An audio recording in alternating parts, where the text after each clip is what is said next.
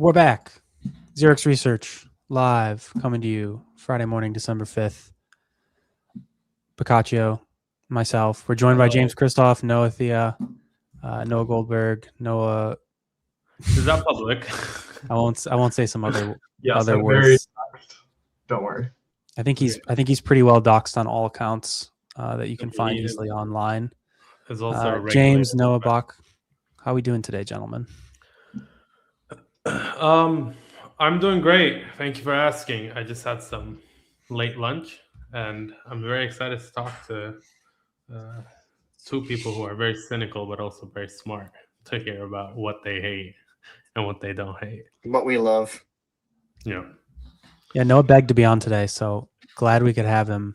He really wants to yap it up, which is good. I think we need that on this show. We definitely do. James, Noah, how are you guys feeling? Are you happy? Mixed feelings. Yeah, I bet James is happier than me. I'm always happy. Oh, very good.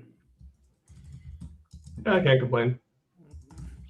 Very, very good. I want to get us started off with something super light. Danny, you can correct me if I'm wrong, as always. General market sentiment seems to be horrendous continuously. Still, I feel like people think that we're going to be in a prolonged bear market. I've actually talked to James intermittently about this, but I try to avoid it because he generally says it's all over. So I guess curious to hear you guys' take on 4-year cycle. Are we just doing dead cat bounces down, dead cat bounces down? Obviously, it's very difficult to predict global macro as well as Bitcoin moves, but curious what you guys think. If you want to share, if you don't want to share, you can also say, I don't know, I can't share. Yeah, I'm happy to give a crack at it. I mean, my answer won't be satisfying, but I think it's a reasonable view, which is in the summer, things got pretty hot. And I think in general, since the election, crypto has done better than it otherwise probably would have. And then also we had the DATs that pushed up ETH and Sol. And I think we could forget about how much MicroStrategy has been pushing up Bitcoin for the past 2 years, but that's also been in the background. And so when things started to unwind around 1010, the flash crash, I think you saw these premiums to MNAV get crushed, and then an ephemeral source of demand for these underlying assets get crushed. And given that a lot of the revenue in the crypto space is predicated on the pricing of the largest 3 assets, that has negative feedback loops. And so getting here, I don't think any of this was unforeseeable or not the base case. I think it's just a reaction to price being pushed up too much. And so getting the question, where do we go from here? I don't know. But I think I have a good way to think about it, which is you have some view on the probability of a bear market, and you have some view on the probability of a bull market, and you just have to continuously be pricing both of those probabilities when you're looking at different assets in the crypto space. So I think that's harder to do with Bitcoin, ETH, Sol, etc. But something like Aave or a DeFi protocol that you're building out a cash flow model for, I think in the bear market scenario, the next 1 to 2 years of revenue are probably going to be lower than in the bull market scenario. And the bull market scenario is mostly a function of what is the annual growth rate going to be for the next like several years. And so like the valuations in both scenarios are very different from each other, but like the expected value today is somewhere in between those two scenarios. And as it gets closer to like the bear market scenario, you can feel pretty good like stepping into certain names, knowing that like, yes, we could stay in that market environment, but that's what you're like, it's already being priced for. I don't think we're in a market environment that like things are priced for a prolonged bear market, but they definitely are much closer to pricing that than they were 3 months ago. Like I think like for a lot of DeFi blue chips, the correct price to me is still like probably a bit lower than here. And I'm putting aside like market goes back into bull market, but like just on an expected value basis. But we're much closer to fair pricing than I think we've been for all of this year, maybe other than like in April, and then even like for the past couple of years, it feels like things make a lot more sense than they used to.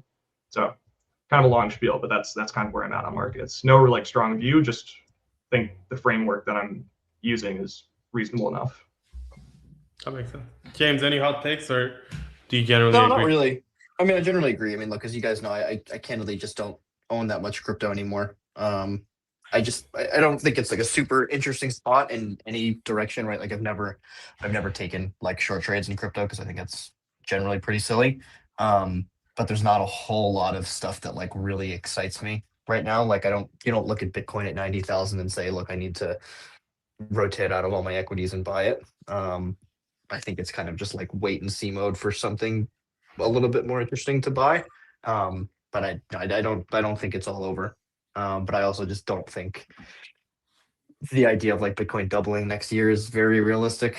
Like it's totally possible to me that maybe we just keep chopping forever until the remaining market participants are just dead, and then maybe we can do something different. Yeah, this that makes sense. This kind of ties into a very intellectual debate that happened over the past few days, which is this idea of like valuing, let's say Bitcoin or Ethereum versus like I don't know, Solana, etc. How do you value Bitcoin and ETH? Because to me, functionally, they're very similar assets. Both don't make much revenue off of the network. I was actually thinking about this morning in the shower where I do my best thinking. Are you continuing? Okay. Sorry, I thought you were done already. No, I'm done. Please speak of your shower. Like so me and Danny were talking about this. We were just in each other back and forth. Yes, in the shower. A few weeks ago. Together.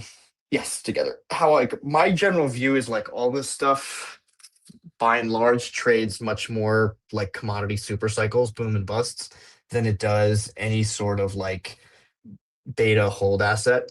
And I think like that's kind of why everyone is always so pissed off in the space, is even when asset prices are at all-time highs, like the actual like basis of people is not good, because this is not an asset class that you can kind of just like average into in DCA like someone would into SPY or something, and like at the end of the day have a decent cost basis and be happy about like where markets are. They're always going to be pissed off because retail participants are always buying at the absolute tops and selling the bottoms in the asset class. So like when you think about valuation, like I don't know, I think it's probably impossible for someone to say Bitcoin is actually, you know, you can value it on anything. But if you think about it in terms of like commodity super cycles, and like you kind of crudely compare it to something like oil or something like that, I think to me at least that makes a little bit more sense. And I think it does explain people's behaviors and general views and how upset they are compared to where price actually is. Like people really shouldn't be that pissed off with Bitcoin at this level, but then you realize the vast majority of people bought it way higher than they should have. One question I have here is like when you say oil is a very useful asset. So like, can you compare, or like commodities, super cycle, whatever? Yeah, like there's also copper and stuff included in that, and that is like going up a lot because of usage in RAM and CPUs. It's not necessarily a valuation. I'm just more comping it to the fact that like the price there's no such thing as a long-term commodity investor, right? You can't just, besides gold, right? Like to put X that, like there's no one who just buys natural gas or buys oil forever and holds it for 20 years. It's just like that's just not how that asset class works. Okay. That makes sense. So you're not a big we should value these like cities guy. I think it depends. Like if you're talking about something like if you're talking about like a credit product on chain that's like lending out money and buying back a token with revenues, then yeah, totally that makes sense. But like I just don't find the conversations of like how do you value Bitcoin that interesting, to be honest, because I don't really know what it gets you. Like there's no action even if you do. Yeah, it just doesn't do anything for you. Okay, one follow up, and I think Noah, this is also related to something that I wanted to ask you is, do you think that if there are more traditionally valuable businesses, that's probably not the right way to put that in, but let's say, I don't know, I don't want to say HumidiFi. Let's say like a syrup or like a Maple, which has a credit business, which is something that exists in real life. Do you think that pulls investors further into it because it's like, well, okay, like this is how you should value this thing, therefore it should be valued at XYZ? Or is that not the right way of thinking about it? And then also general thoughts on this would be appreciated. I mean, I think anything that has cash flows is easier to model than things that don't have cash flow, or like is the band of whatever you consider fair value is more narrow. And I would say like I agree with James. Like this isn't a particularly like trying to value BTC ETH SOL, like the amount of time and effort that goes into like debating these topics is kind of a waste just because there is no like true valuation. So like we can like say what's the probability that it's priced like this type of asset or this type of asset, but it's all kind of just finger in the air. So I don't know, I'll just add that in. But the other thing I'll say is like my kind of view on the way ETH and BTC and some of these other assets are priced is mostly a function of like how much capital is there that is looking for a home within crypto. And like that explains most of it. Like when you think about how people like allocate their capital on a directional basis within crypto, like BTC, ETH, SOL, that's beta asset. I want an alpha asset. I think like a lot of people think like that. And so if you have a bunch of alpha assets that are really attractive, all of a sudden that starts to eat away at the beta asset. It's like a kind of like within your portfolio composition. So like my view for quite a while, and it's not to say it's played out, but like I still have confidence in it, is that like if you had $100 billion worth of like cash flowing assets on chain today that were priced appropriately, ETH would get hammered just because like there's a lot of capital that wants allocations to things that make sense.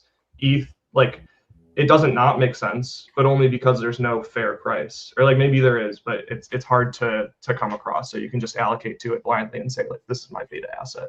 So I just think like, and the same thing with L2s, which might be, and not to get into like a big rant, but I think like people ask the question like, how do you value an L2? And like that's a question that you can ask when like some of these L2s are trading at 10 billion, but all of a sudden when they trade like at 500 million, you're like, oh well, sequencer fees, like it's a high multiple, but like now we're starting to talk about things in terms of multiples. So I think like the argument for like how do you price ETH, so like things that actually have like cash flows that they could potentially produce.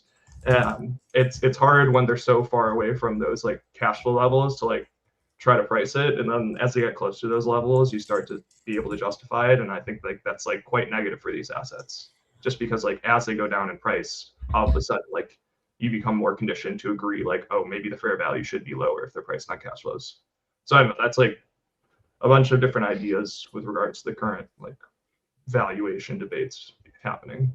Yeah, and one little thing I'd add on that, I think Noah made a really good point. It's like for BTC, ETH, SOL, their valuation is like I don't know how to quantify it, but it's almost entirely related to how you would think institutional allocators increase their beta crypto exposure from X to X times 1.1, right? And that drives the exact valuation.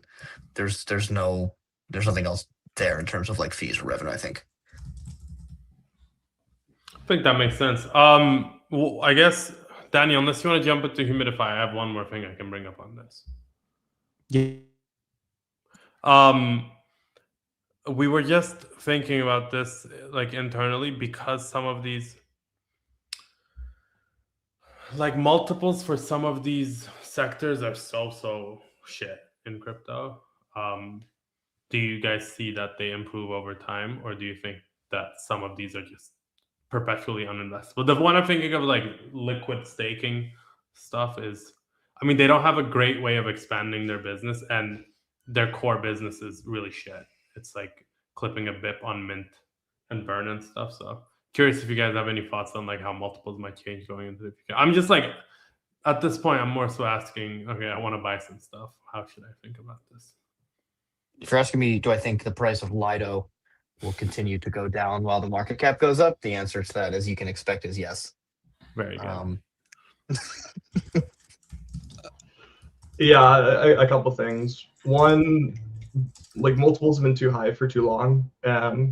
Part of that is like there was an assumption being made on growth that didn't materialize in the way that it was being underwritten. Like if I'm trying to like say everything's fundamentally oriented, the other answer is just like people didn't care about fundamentals and so we're willing to price things like higher than they should have been. But now that multiples are coming down, you start to like ask real questions. So like whereas, you know, a year ago someone might have been willing to buy a DEX at like 20 times sales because like the average multiple for DEXs is like 50 times sales. Like when all the DEX multiples are coming down and I'm starting to look at like TradFi comps and say like, okay, this is what like real business multiples are, then it's just a kind of painful reality check to like find out that the majority of like even early stage companies, because like that's the argument that someone could say against this, but like even early stage companies, like a 20 times sales multiple is like not unheard of, but like pretty hard to achieve unless you're like really early in the revenue story and people have a lot of confidence on the growth. So that's like one piece. And then the second on like quality of revenue and like growth prospects. So like what is the correct multiple? I think like my view just broadly within this industry is that people haven't been focused on like commercialization or a lot of people like within the token complex. Like Lido is a great example because it seems like things are changing there. Like there's this like almost like communism, socialism mindset, whatever the right term is there, where like people are like kumbaya, I don't need to make money, like our business will just work. And like I think anybody coming in could say like that was a stupid idea to have. But you know, when you finally put pressure on people and like they start to have their token go down because they're not making money and so like there's no reason to invest in the token, then they start like having to figure out like what do I do to make money. And so like it's just to say I think like for the past few years there's been no real discipline within the token market complex, whereas now that like prices are coming down you're starting to see discipline. So I just think like a lot of products that or like businesses that created single product lines that like really weren't commercially scalable are going to have to realize like I either have to like vertically expand massively or I have to like horizontally expand into a DeFi like suite. So as far as like what are the multiples that you're willing to pay for this stuff, I think it's like heavily a function of what is the ambition of the team.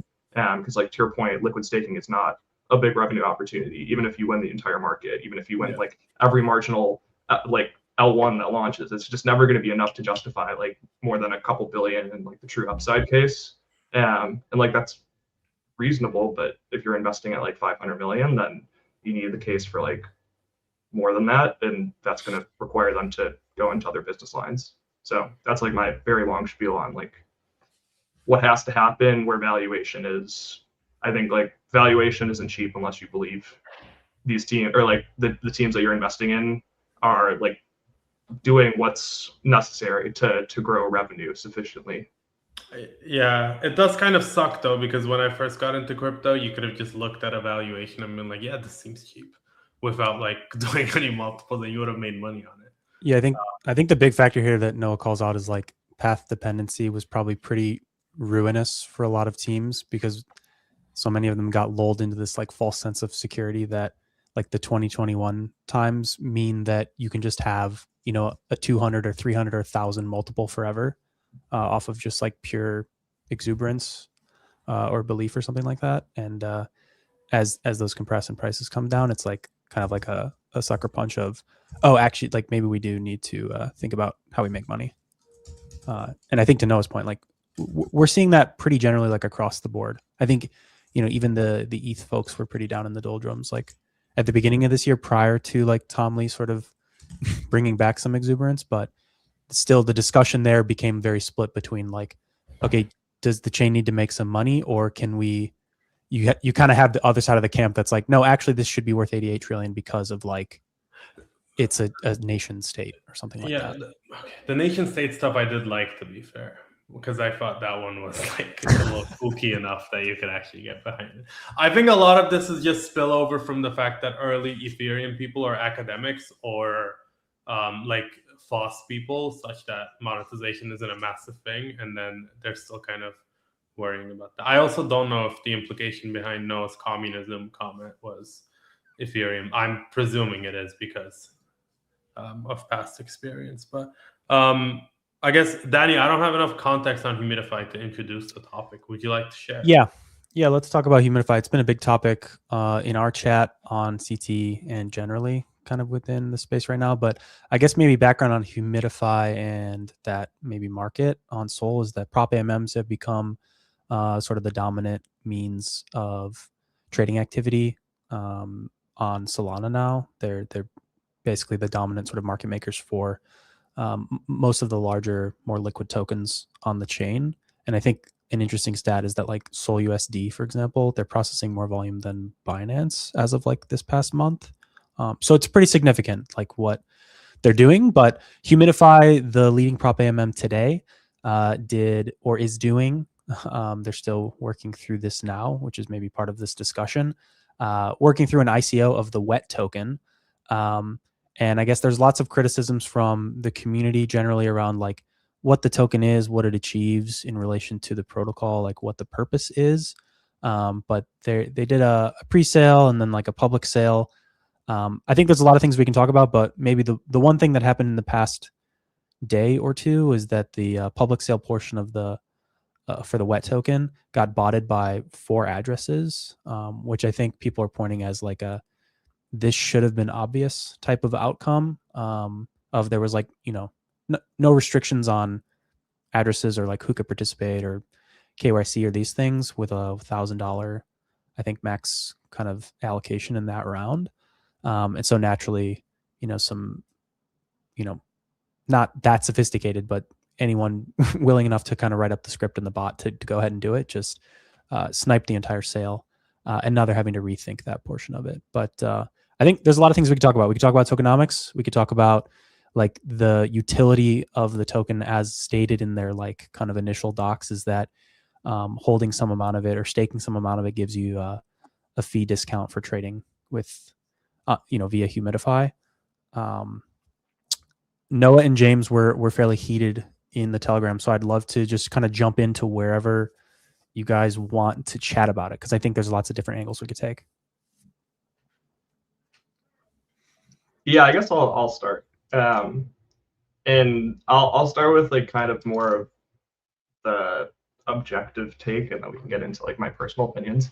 But I think like right now where token markets are at is that like they've been abused, like public token holders for years, call it since like late 2021. I think people finally started to take note of this. Obviously the, you know, ICO bubble in 2017 was pretty painful for a lot of people. But the point is like this game has been going on for such a long amount of time that like people have at least realized like what parts of the game don't work or need to be changed. And one of them is like, what is the value of a token? Like if the token is valueless, we'll price it one way, and if the token isn't valueless, we'll price it a different way. And like we need to know what that is, and to know like what we're getting ourselves into.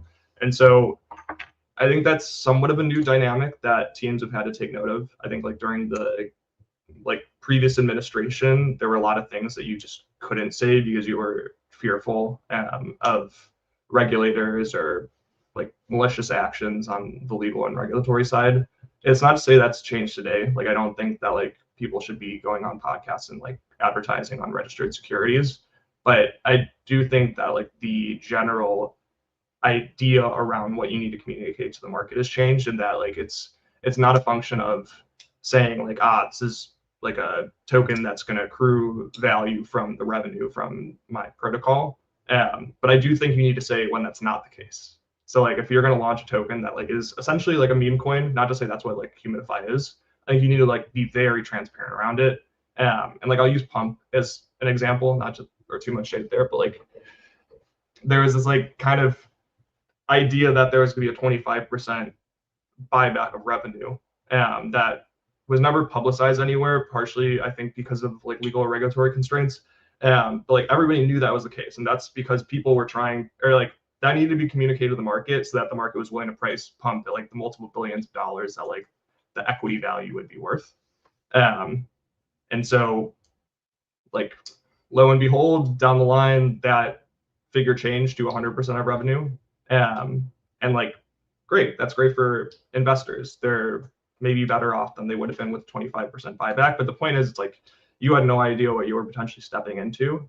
And so like, I just think in general, we need to get better about disclosures so that investors can know what they're holding. And so like, I think with HumidiFi, the like going back to like more of the opinion side as opposed to the objective side, like I don't want to call it distasteful per se, but I think that like it's fair that people are assuming what's going on here, which is that like this is a pseudo meme coin, like HumidiFi is doing really well. It's like a great product.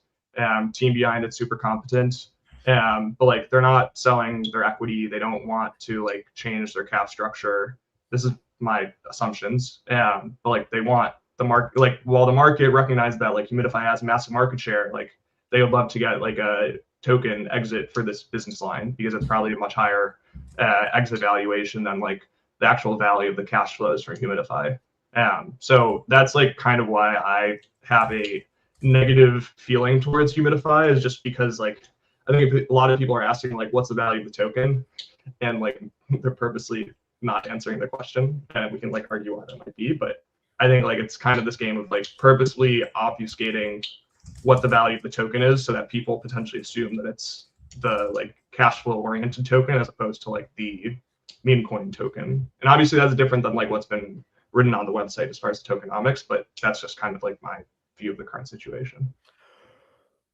I will say one thing is, no, I agree with you completely, but like the pump situation, for example, I think the market still just also doesn't like if there is any form of I don't know if you guys remember this, but one day Pump bought not 100%, or like they usually do like 98% to 104% based on their like fees dashboard. And one day they bought less than that, and it just insta dumped 10%.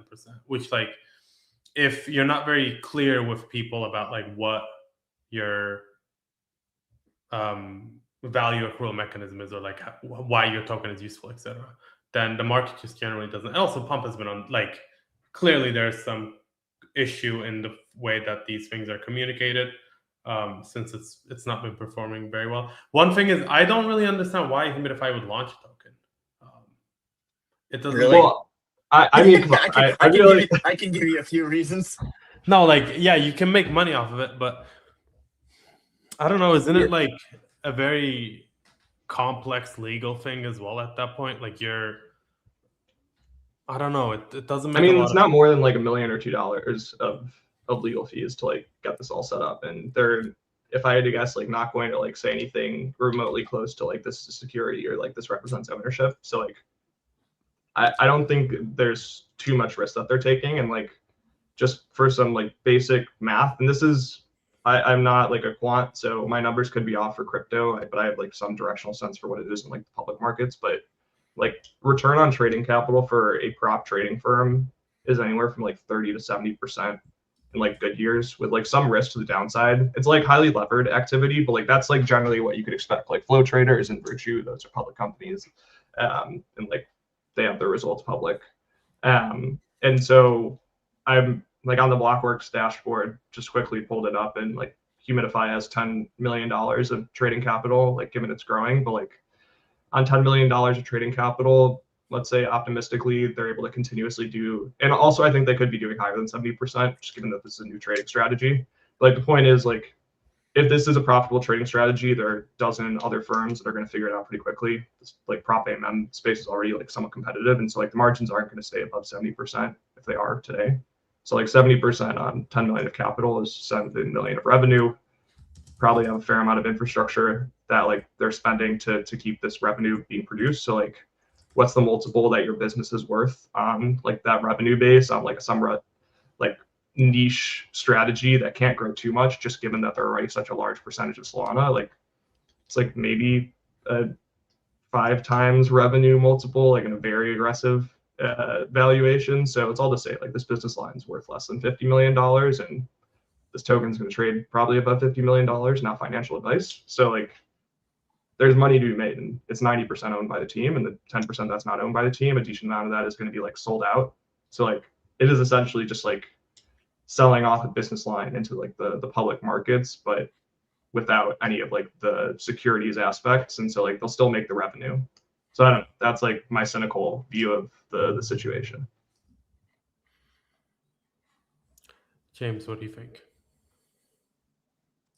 I don't really honestly have anything super strong opinion on it either way. I'm probably going to buy it at TGE just because cynically, I think enough other market participants will incorrectly assume that this is just buying equity in the highly profitable market maker, which it's obviously not. Right? Like if this type of thing, I always like to index of like if a project like this were to launch in much more exuberant times, like what the valuation would be, right? Like this probably could have been $1 billion token at some point in the past. Is it something I would hold long term? Definitely not. For every reason Noah said, it's not tied to any revenue that they're making or anything like that. I can't really don't have super strong feelings on it. Yeah, I think I agree with both of you here. Like I think I've seen some comments that are basically like 2021 looking token, which I think to Noah's points about how like the token market has kind of evolved, especially maybe this past year, maybe 6 to 8 months even. Like just the market itself is asking a lot more. And you mentioned Pump as the example, and I think Pump was basically their hand was forced to do 100% buybacks because the market was not willing to accept the valuation at even the rumored 25% buyback. I think plenty of people still out there thinking along the lines of, oh, they have 2 billion in cash or what have you, and like the token has no claim to it, XYZ. And the lack of sort of like clear comms on that, or like clear kind of forward strategy of how that benefits the token holders, is kind of, it sort of leaves it in this limbo where the market wants more and they're like not willing to give it. And so they're sort of, I think within the market, they're getting punished for that. And so it's sort of this correcting thing. And I think that's essentially what we're seeing with HumidiFi as well. Is I agree with James. Anytime you're the new token, doesn't matter if it's like a great thing or a bad thing necessarily in terms of the structure of the design, but we're a lot of people are here to gamble, so people will gamble on it for a few days. Maybe that's a source of revenue for the team potentially, if they're not willing to be more clear about the intentions with it, or if it gives you a claim to the revenues that the operation is actually providing, then the market, I think, will inevitably hammer them for that unless they provide more context or are willing to offer up more. But in the long term, if they don't, it'll get hurt for it. Yeah, I think that's kind of why I find this generally just not super interesting. It's just more of the same. Like if we want to keep playing these like very small extractive games for like these sums of money with ambiguous tokens that don't really do anything, like that's fine and it can be fun for a few weeks. But it like just fundamentally doesn't drive the space forward at all. And it's just not a serious way of raising capital, right? That's my general view. Well, they did the ICO already, right? No, they're refunding everyone. They need to. They're reworking it. Yeah. So I guess the big issue now is that they did the pre-sale and there was limited to like certain wallets because it was based on Jupe stake criteria and things of that nature. Oh. And you got allocation based on Jupe stake, but then the actual public sale phase, did not have this limitation. So you could have spun up a bot to snipe 1,000 USDC across 100 wallets and get filled, and that's exactly what happened. So they're rethinking what the public sale looks like. I will say one thing. These guys are also temporal. What's the correct pronunciation? Temporal. Okay. Temporal. HumidiFi is them. We interviewed Ben from, remind me the name? Harmonic. And then we also have Project Zero, which is McBrennan, which is also temporal. So these guys are across essentially everything relevant that is being built right now in Solana, which is quite impressive. I will say, like, no matter what you think, it is quite a few products that is coming out of this like one. Let's get I don't know what you would call it, a research group. Danny, what would you call this system? The new paradigm.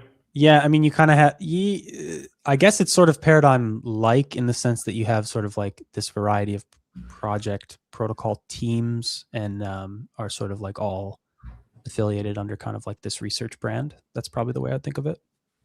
Yeah, like if you told me you can buy equity in the umbrella that owns all this stuff, yeah, I'd probably do it. That would be cool. How But that's about never going to be offered. How about you can buy potentially associated meme coin or equity?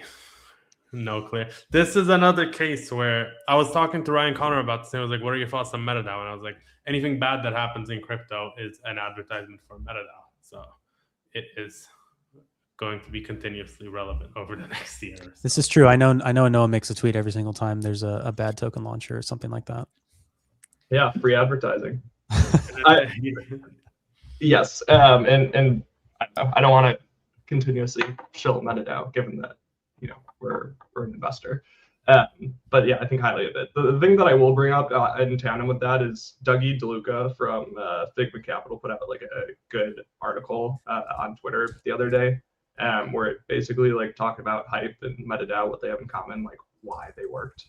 And I think like he's right at a high level, but I think it like kind of touches on this like broader topic at hand, which is like in an ambiguous market, like eventually you breed distrust, and eventually like the easiest way to kind of communicate why someone should trust you to the market is to take like the most extreme like version of trust that you can give. So like in the case of Hyperliquid, they never raised from VCs and they put 100% of their revenue on their buyback. With MetaDAO, you have like a incredibly token holder friendly governance and legal structure. And like I think that like these in the current reality where there isn't like regulatory clarity around like tokenized equities, assuming that like eventually happens in the future, these are kind of the like stopgap measures required to convince the market that they should trust you.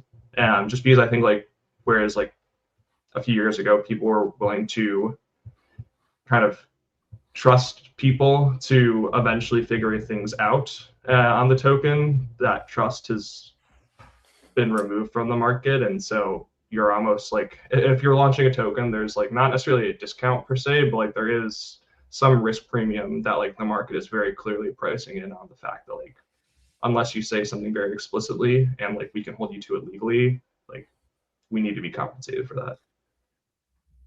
Yeah, I think this is, I hate that I have to do this because I'm an investor in this token, but I think this is probably a bit of Hyperliquid's like post. Well, because I think everybody beforehand was given the chance to say, well, we're going to figure it out. And then the SEC was the boogeyman for so long. And then like once you have one project who is very explicit about how the entire system works, everybody else has to kind of be forced to do it as well, or else you get a perpetual discount. I don't know. That's Danny. That's my thought. Do you have anything else you want to add? No, I think that captures it. I think we're sort of seeing some of these forcing functions now that you have enough people asking for more, whatever you want to call it, token holder rights or more clarity, or explain to us how the token has value. It's become a much larger part of the conversation, and especially now that the market is not going up in a straight line. Obviously, people maybe ask fewer of those questions when things are up for a year and a half, 2 years straight. But yeah, it becomes much more important, when you're considering whether something actually goes to literally zero. Yeah. To be fair, I think we had this conversation beforehand as well, where it was like, what's the utility of the token? But it was like, you could get away by saying, oh, you can stake it. And then you can also vote on governance. And then maybe there's a burn. Versus like now, even now, objectively, like buying back the token is very good.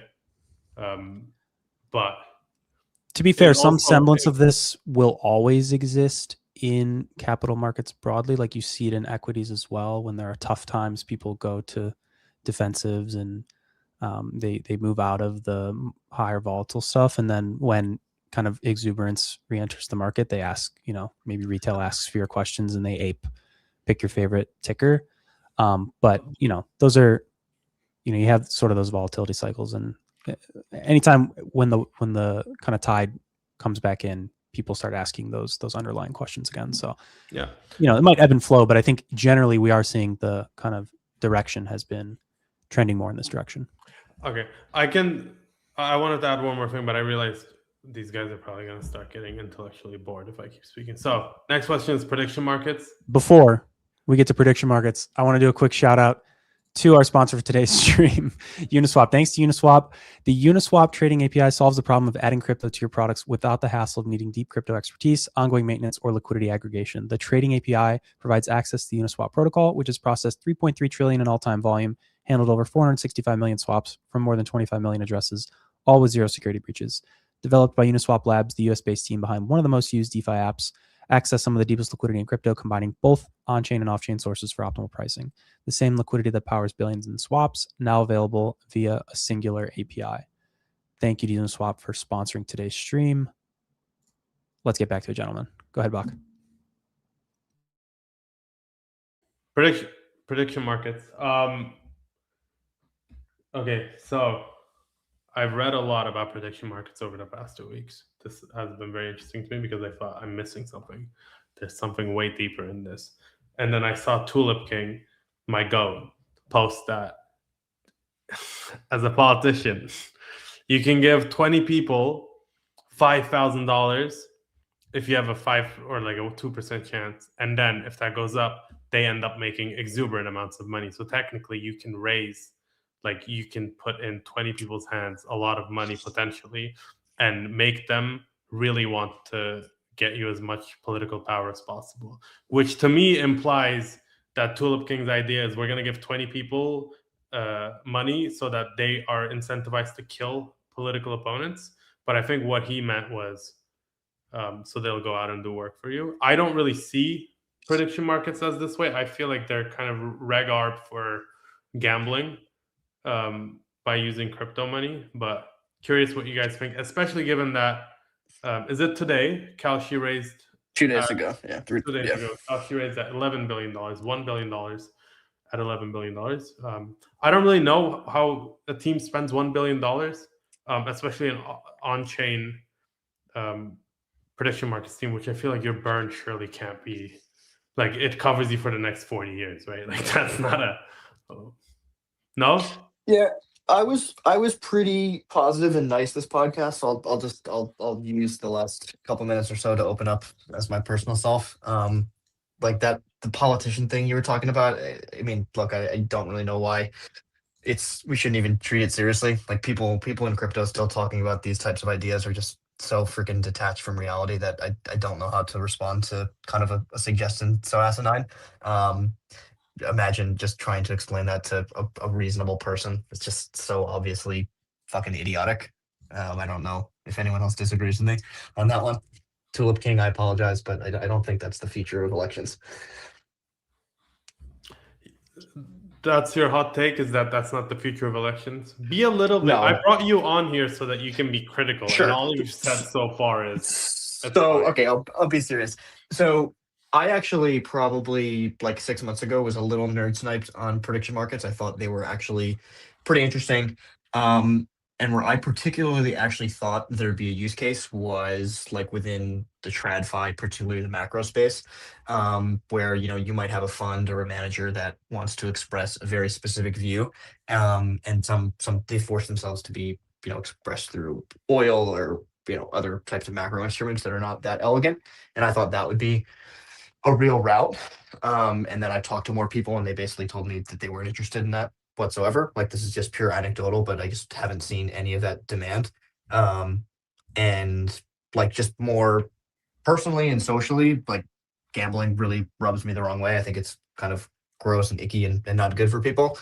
So I just don't love the kind of entire rewrite of prediction markets over the last like 6 months of how these used to be the ultimate arbiters of truth. And then you can look at any dashboard and people are just betting on sports, which is fine. Like if you want to waste your money gambling on sports, that's fine. Well, But I don't think these businesses are worth $10 billion.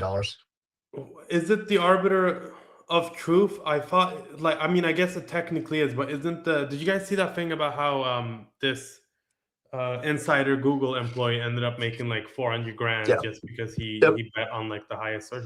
Well, yeah, I mean, it's the arbiter of truth through insider trading, which I guess it is democratizing insider trading, or like views into insider trading, which is pretty good. To be fair, that's not a bad use I mean, case. look, we're just expanding the gambling pool, right? And like if that's something you're interested in and you think that has a huge TAM and you can expand multiples, that's fine. I don't see it. I don't know. I definitely don't know about 11 billion. I mean, they're so. The thing is, okay, no, maybe you speak first and I'll give my thoughts because I don't really have anything meaningful to say right now.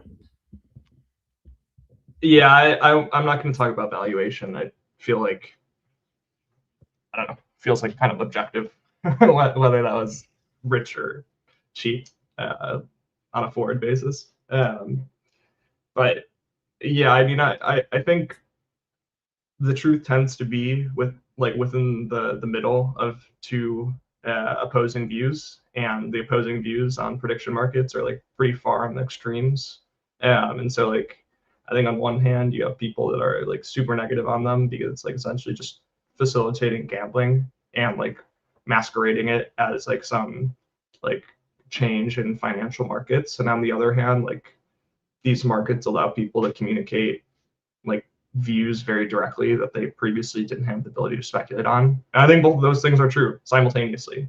And that all being said, like I think people in crypto tend to have this issue, and it's definitely present here, where like we talk about like what the future looks like, assuming success occurs, without acknowledging that like the go-to-market strategy in order to get success is like predicated on like I need to get these like gambling addicts to like start making my product money so then I can scale it to these like more like philosophically valuable things for society, and you end up just kind of for the most part like just doing the former activity and never getting to that latter activity. And that's definitely like where I think we are right now, where like 90+% of all prediction market activity, like putting aside the fact that we're not in an election, is just sports gambling. And like Kalshi is on Instagram, like advertising how you can gamble on sports in all 50 states. So it's just like very clearly regulatory arbitrage.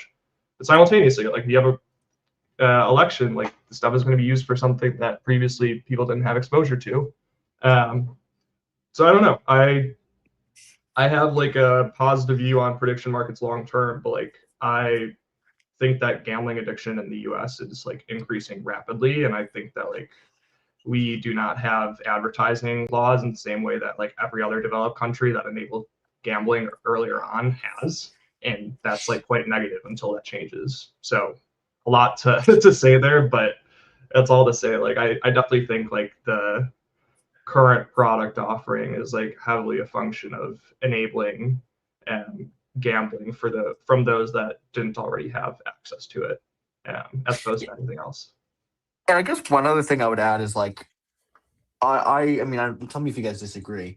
Like one of the things that I feel like has been propagated a lot about prediction markets is news in general, like how it can improve the news and improve the dissemination of information. And like not to make too much of a social or like political comment, but like what I think society could use a lot is like true independent journalism in the news space, which like is completely detached from any level of financialization, right? Like people like award-winning journalists that break like real stories are not doing it for like financial outcomes.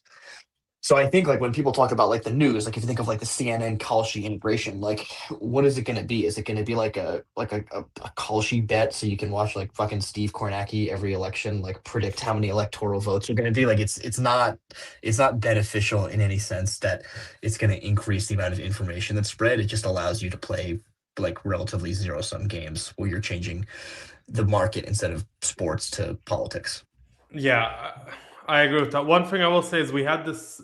I don't think you guys had this conversation, but I was seeing it a lot. Was about like meme coins when they first launched and about how it was.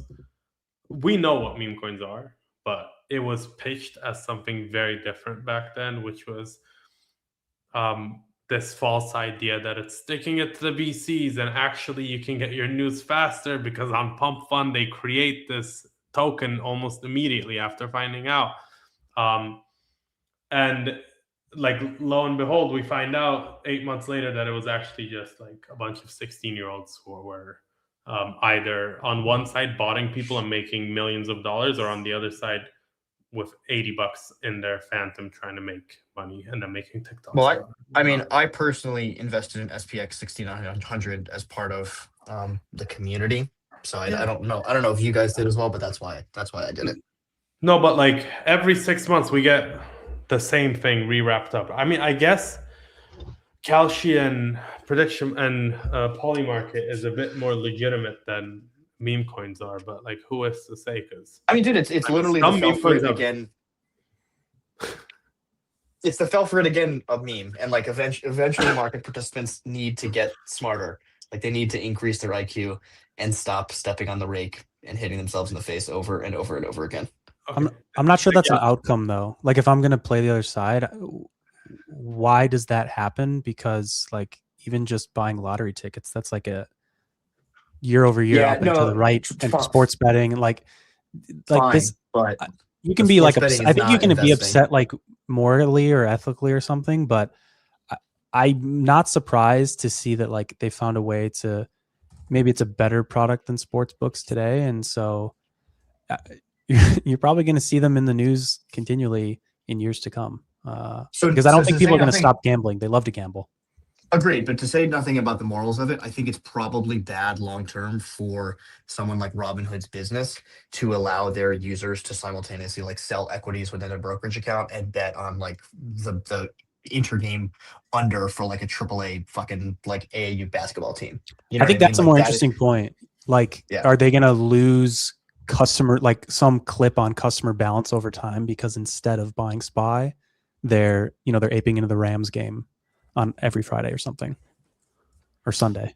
I mean, yeah, like just on this point, like why has Robinhood been successful amongst many other reasons? It's because the gambling is on a positive expected value asset, that is public equities. Like equities drag up into the right at the risk-free rate plus like 4 to 6%, depending on what your risk premium is over most time horizons. And so like regardless of whether people are like net losers from their individual trades, like the direction of their accounts, assuming they're like staying long, is up and to the right.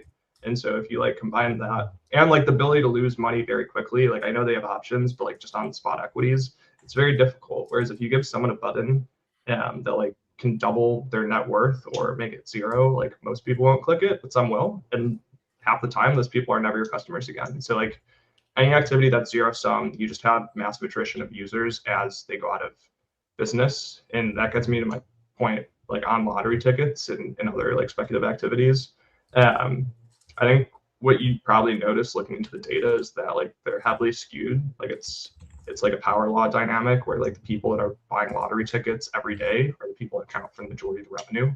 And like you start going into the demographic of those people, and like what you kind of come across is the fact that like there are people that are addicted to gambling that like make a certain amount of money and are able to save a certain percent of that isn't going to their life costs, and they're just hemorrhaging all of that into gambling. And so like it's not like the activity on gambling is not positive sum, it's zero sum, but because they're willing to continuously lose money in the hopes of eventually making it big from like their salary, these activities can continue to grow. But like net, it's a pretty negative societal outcome to have like these like quote unquote like wage cucks that are like putting a portion of their wages into these like gambling activities in order to like hopefully make it up to like the upper class level. Yeah, and to say, oh, sorry, go ahead, Danny. Yeah, I was just going to say, to that point, you could make the argument, like if you're a business like Robinhood or any other, maybe if you're some other broker that's going to then add in prediction markets, for example, or gambling, you could potentially then make the argument that like you're getting net new customers who, maybe you're not really going to lose value from people who are just clipping into SPY from their salary, and you're going to onboard net new users who maybe don't care about stocks but will clip their salary into the prediction market every week and bump your revenues. I think with that though, like people and VCs in particular here, and this plays into like the valuation thing of it. Like, I think that they're probably far overestimating the TAM and the expansion of user bases that they can get. Like, I don't know what the number is, and I don't really care that much. Wait, But this for if you prediction just markets? for prediction markets, gambling, and everything, like if you say today the value is X of activity, quantify that as a variable. Do I think it's going to be 1,000x in 2 years? No, I absolutely don't. I mean, if someone has data to prove that wrong and thinks we're going to become as a society 1,000 times more likely to bet on prediction markets, then maybe that justifies valuing Kalshi at $11 billion. But like I think it's probably like maybe if you say it's like a 5x, then maybe that's like a super ambitious thing over a couple of years. I just don't think that this is something that like average retail people are really going to be diving into. Again, maybe I'm wrong. I don't know if the front end is suitable for it, to be honest with you, for average retail people to be able to dive into it. Like, I don't like this idea of making the general consumer seem so stupid that they only need that you can't give them more than 3 to 4 buttons, or else they get confused. Apart from sports, I think I just bugged out. Yeah, you did. Are you back? I think. You're a robot again, Bach. We're losing But you. while Bach fixes himself, people Yeah. also enjoy betting on sports because it's fun, right? Because Yeah. they can go watch sports and do it socially. And that's, it shouldn't be surprising to people that these prediction market sites, like the vast majority of their volume is on sports. It's not fun to vote on like the attorney general race of the state of Georgia. You know what I mean? That's not a conducive thing to do socially. Yeah, I think that's fair. Maybe I guess some of the data points that I'm looking at is like if I look at Flutter Entertainment is owner of FanDuel and many other betting sites, and then like DraftKings, for example, are public companies. Like their aggregate market cap is like 50 billion as the major sort of like sports betting locations today. So I don't know, for Kalshi and Polymarket to like be looking at $10+ billion raises and 80-90% of the volume and the revenues are on sports activity today. I mean, to Noah's point earlier, it's like it maybe doesn't take that much of a look to question whether these raises are a bit rich, and you have to be asking like, where is really a lot of this growth going to come for in the next 5-10 years? You have to like really believe that, like you're saying, James, that people are going to just start betting on political races like every day. Yes, and just on that topic, just to steelman what the argument is to like do the kind of $9 to $11 billion range raise for like Polymarket and Kalshi. Like, yes, you have like the kind of sports gambling market today, and those are your comps, and then you have, like, to James' point, like how large is the aggregate like gambling market growing? It's probably linear and like, maybe low teens percent, probably lower, but optimistically somewhere around there. And so like you need to believe that Kalshi and Polymarket have enough of a differentiation to like materially penetrate the existing gambling market, and then you need to believe that they're also able to go into like the traditional financial markets in some sense and like become a proper exchange for other activities. And like if you get both those things, I think like you can see like a $50 billion outcome optimistically. I think like in a true like tail case, you could maybe be talking about like a Robinhood or Coinbase type outcome. So like closer to like the 75 billion to $100 billion value. But those are kind of like what your upsides are. And so like if you're looking at like a 5x to like a 10x in like the upside case, like that, I think you need to have like pretty high confidence in that to like invest at the current valuation. Just because otherwise I don't think the hurdle rate really makes sense. And like I can kind of see why you'd want the exposure as a VC fund that doesn't have like an existing prediction market exposure, but like you're definitely kind of signing up for below market returns under like most probability scenarios. So I don't know. I don't think like a traditional growth fund could look at this and like make the math work all that easily here. I think that it's kind of like, do I want exposure to this thing? Is this the price that I have access to? Yes or no? Like, fine, I'll do it. So I don't know. I think there's like a valuation case where it makes sense, but like all in expected value wise doesn't make sense to me too much.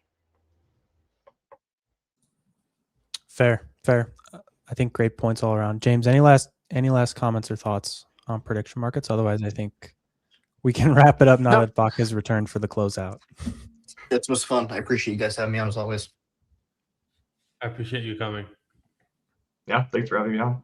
Awesome. Noah, James, always a pleasure. You know, next time you really are eager to chat about something, just ping us and put urgent in the Telegram, the 0xResearch Telegram chat. And, you know, assuming there was not another guest lined up, we'll likely oblige. And James is gone. Sounds good. Looking forward to the next time we chat. Bye, guys. Awesome. Good chat. Did you say bye to the listeners, Danny, or not? Listeners, we do love you. You should also check out the 0xResearch Telegram chat. It's a lot of fun in there. Sometimes. I don't know. Sometimes it's Ian really and River found out some new technologies to put a lot of salchicha dog stickers into the chat. But yeah, it's usually a good time. We talk about all things crypto in there. So definitely hop in. Cool. Peace out, everyone. Have a great weekend. We will see you next time.